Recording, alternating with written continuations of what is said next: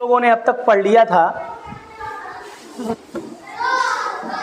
अपवर्त और क्या समापवर्त। अपवर्त और समापवर्त हमने पढ़ लिया था, होमवर्क दिया गया था, आप लोगों ने किया भी। अब बात करने वाले हम लोग पूरा एलसीएम की बात करेंगे, मतलब लसा की बात करेंगे। किसकी बात करेंगे? लसा, जिसका नाम आपको पहले बताया जा चुका है। अगर इंग्लिश में बोले तो list common multiple. Very good. अगर हिंदी में बोले, जो कि यहाँ पे लसा लिखा है, तो इसका मतलब होता है लघुत्तम। क्या होता है? लघुत्तम समापवर्त्य। समापवर्त्य, वेरी गुड। इसमें आपको यहाँ पे तोड़ा गया था, तो इसका मतलब बताया गया था सम प्लस अपवर्त्य, यही बताया गया था। अपवर्त्य पर पढ़ाया गया आपको, फिर समापवर्त्य पढ़ाया गया।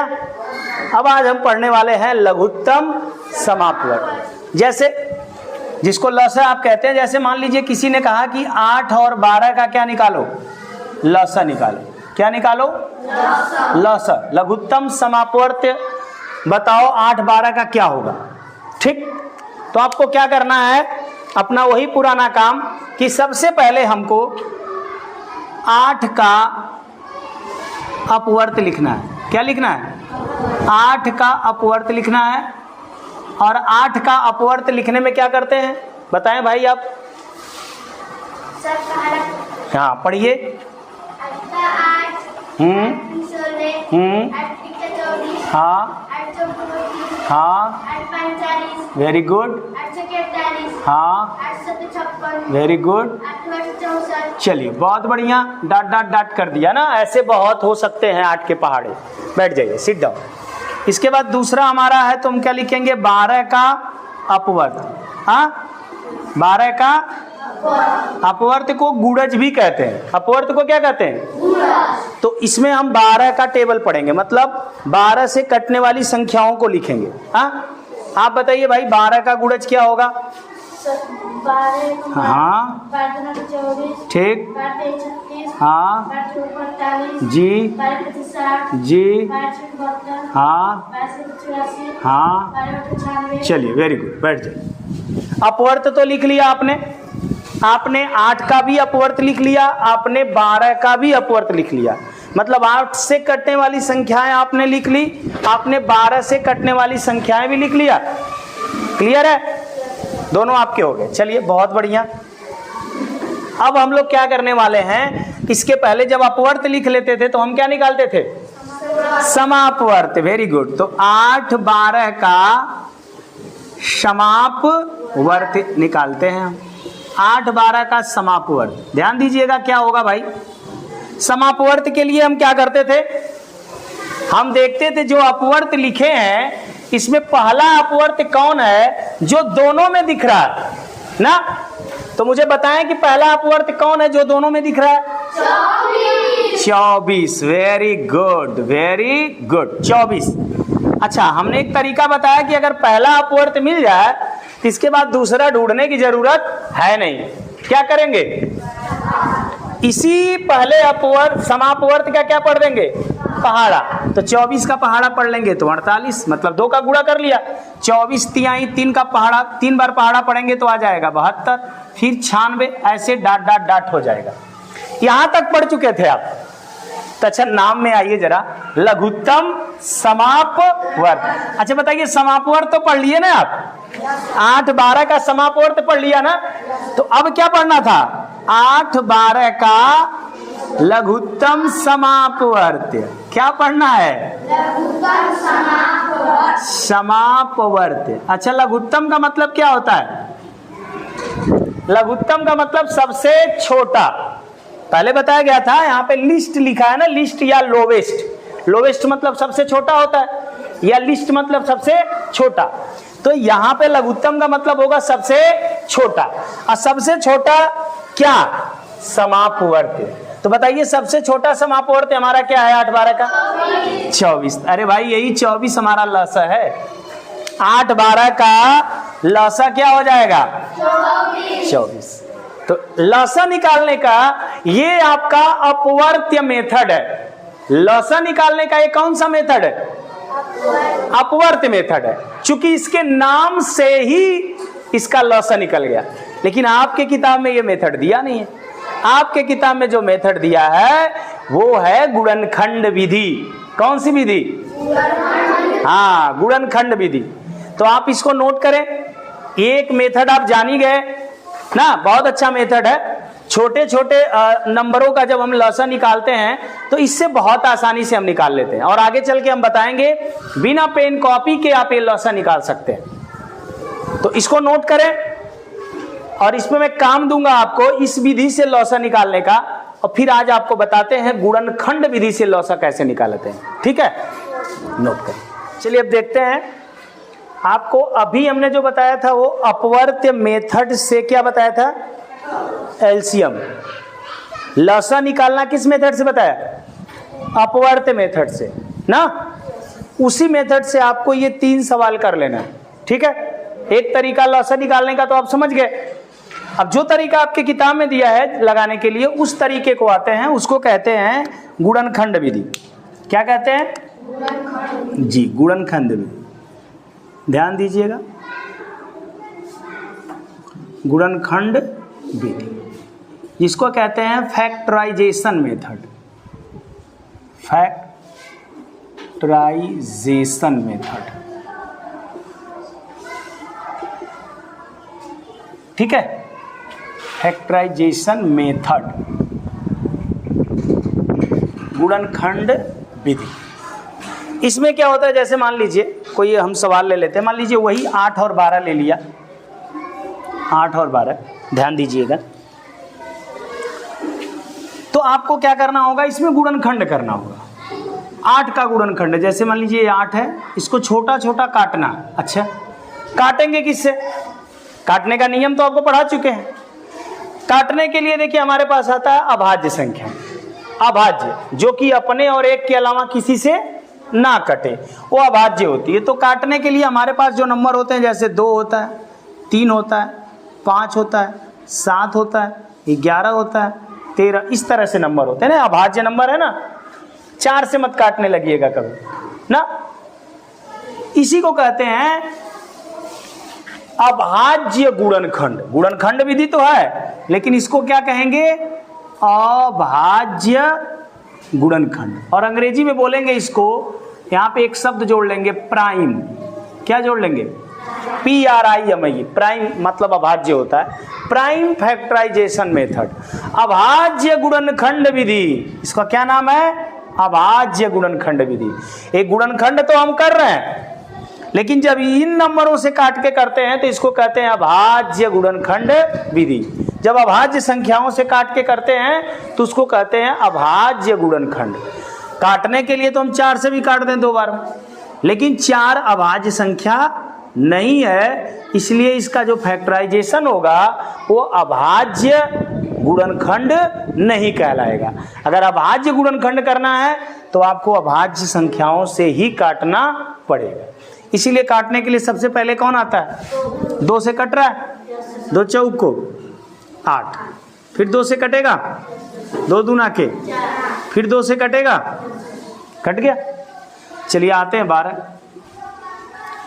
अब 12 से काटेंगे तो 2 छक्के, 2 तिहाई, 3 तो 2 से नहीं कटता ना, तो 3 एक कम। अब लिख लेंगे 8 का फैक्टर कि 2 गुणते 2 गुणते 2। ये जो दिया गया, जो ये काटा है, इसको गुणे के रूप में लिख लेंगे ना, तभी तो 2 का पहाड़ा 2 बार पढ़ेंगे तो 2 दूना के 4 दूना के 8 के बराबर हो जाएगा। इसी तरह 12 का लिख लेते हैं, 12 का गुणनखंड। यहाँ पे बल्कि आप लिखना चाहें तो 8 का गुणनखंड लिख लीजिए पूरा, 8 का अभाज्य गुणनखंड या गुणनखंड लिख लीजिए। और यहाँ पे लिख लीजिए आप 12 का गुणनखंड या 12 का अभाज्य गुणनखंड।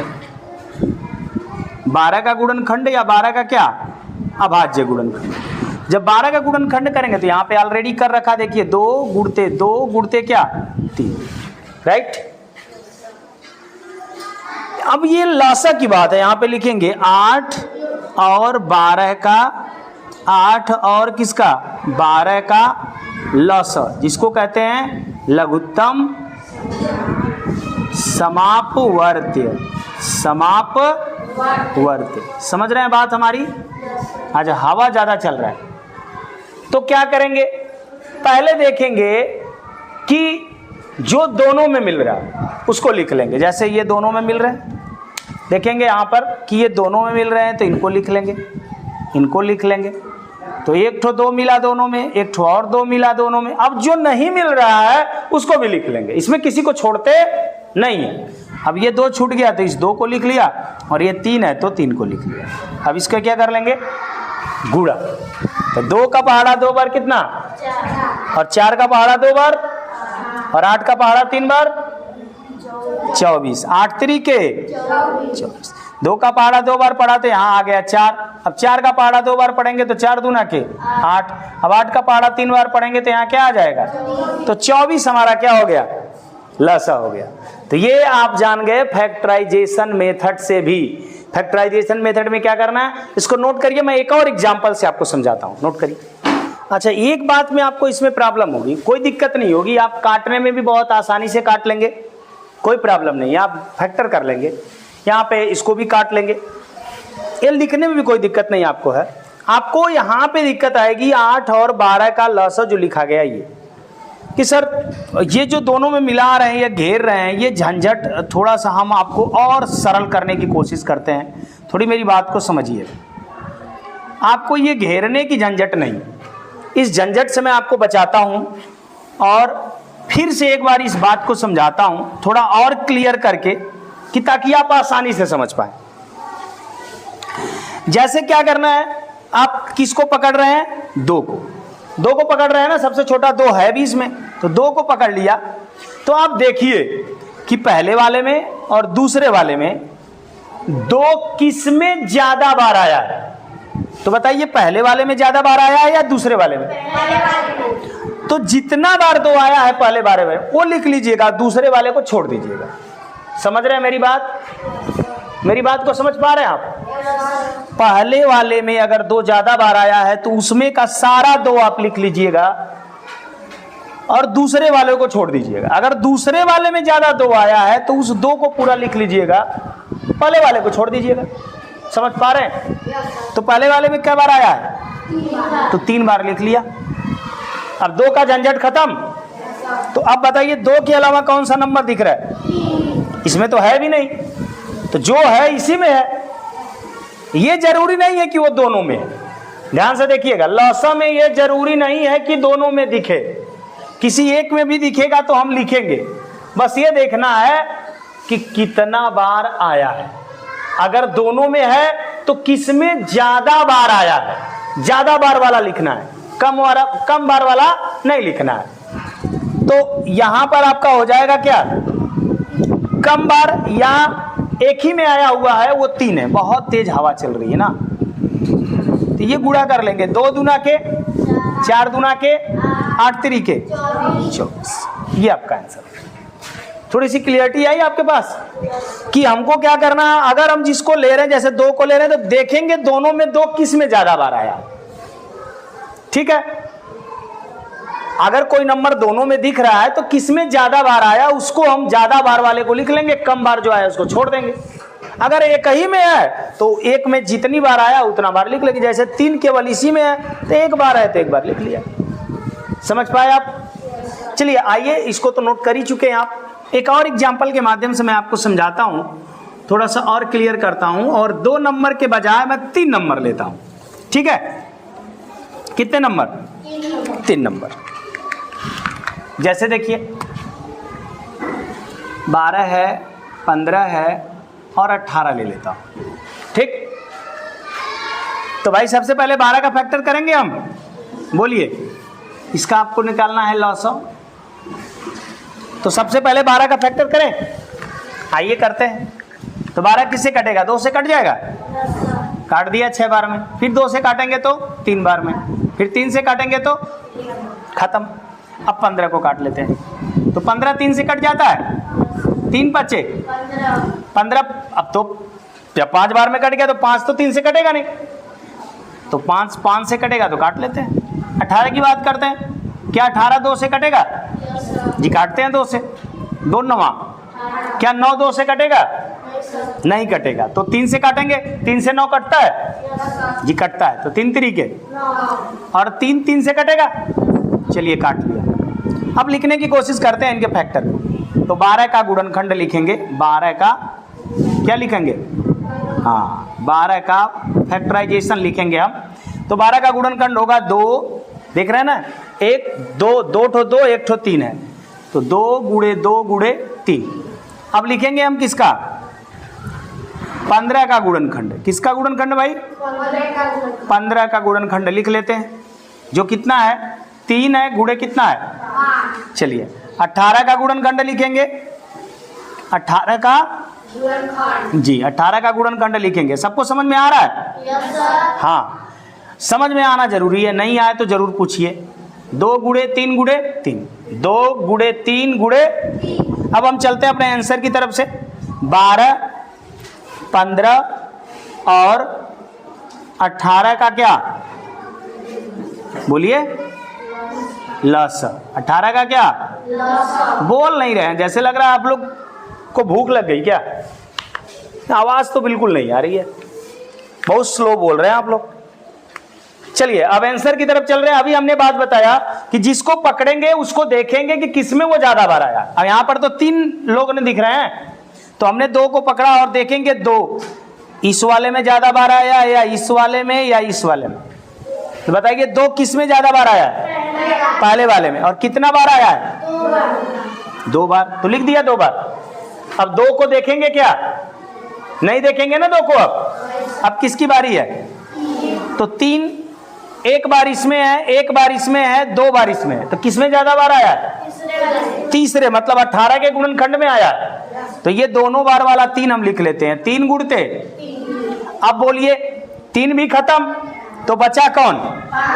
5 तो इसी में है, एक ही बार है, तो भी लिख लेते हैं, है ना। अब हमको क्या करना है? गुणा करना है ना। हम आपको बता दें, जब आप ऐसे देखें जिसमें 2 भी हो और 5 भी हो, तो पहले 5 और 2 वाला गुणा कर लिया करिए, 3 वाले को बाद में किया करिए, आसान लगेगा। देखिए कैसे, 2 दूना के और 4 पच्चे हो गया 20। 20 का 0 तो पहले ही लिख लीजिए, 0 को हटाइए ना, तो कितना इसमें बचेगा? तो 2 तिहाई, 6 तिरी 9, 6 का पहाड़ा 3 बार पढ़ेंगे तो 9 आएगा। 18 छत्री 18। क्या भाई कहां दिमाग है, सो रहे हैं क्या भाई? यहां पे हम टेबल पढ़ रहे हैं, 20 का 0 हमने यहां लिख लिया, 2 का पहाड़ा 3 बार पढ़ रहे हैं, तो 2 तिहाई 6, और 6 का पहाड़ा 3 बार पढ़ना है, जोड़ना नहीं है। यहां पे पहाड़ा ना पढ़ना है, गुणा ना चिन्ह लगा है। तो 2 का पहाड़ा 3 बार पढ़ेंगे, 2 तिहाई 6, और फिर 6 का पहाड़ा 3 बार पढ़ना है। 6 एकम 6, 6 दूनी 12, 36 18। पहाड़ा अगर किसी का नहीं आ रहा है तो गुणा कर लेंगे लिख के, तो यहां पे हो गया 18, और हो गया पहले का 0 जो लिखे थे 20 का, इसकी वजह से आंसर कितना आ गया? 180। ये आपका आंसर हो गया 180, मतलब लसा कितना आ गया? 180। तो ये आप आज जान गए। एक तो इनके नाम से जो है, इनके नाम पर ही मैंने आपको लसा बता दिया, जिसको कहते हैं अपवर्त्य विधि, और दूसरा हमने आपको बता दिया क्या? अभाज्य गुणनखंड विधि। पहला मैंने बताया अपवर्त्य विधि, दूसरा मैंने बताया अभाज्य गुणनखंड विधि। इस विधि से, जो कि आपके किताब में दिया गया, हमने आपको बता दिया एलसीएम, और इस पे भी मैं आपको काम दे रहा हूं, और इसको नोट करिए, फिर काम दे रहा हूं उसको नोट करिए, और एक काम करके लाएंगे अपवर्त्य वाला सवाल अपवर्त्य विधि से, और गुणनखंड विधि वाला सवाल गुणनखंड विधि से। तो आपको समझ में आएगा कि कौन आसान है कौन कठिन है, फिर आगे आपकी इच्छा जिससे लगाना होगा उससे लगाएंगे। ठीक है, नोट करिए। चलिए देखिए, यहाँ पे आपका होमवर्क है। इसके पहले आपने देखा होगा कि आपने अपवर्त्य विधि से जो सीखा था उससे आपको 3 काम मिले थे। अभी आपने गुणनखंड विधि फैक्टराइजेशन मेथड से एलसीएम लगाना सीखे, जिसमें 3 सवाल इसमें भी दिए गए हैं। तो ये 6 सवाल आप लगा के आएंगे और उसके बाद चैप्टर में जब जाएंगे लगाने के लिए तो कुछ बचेगा ही नहीं, ऐसे ही खत्म हो जाएगा। अगर नहीं आए तो फिर तो हम यहीं पे हैं, ठीक है। तो कल आपके चैप्टर की बात करेंगे, लेकिन ये सवाल 6 आप पहले चेक करवाएंगे तब, ठीक है। तो वाला आज के लिए इतना ही, अब अगले क्लास में बात होगी, ठीक।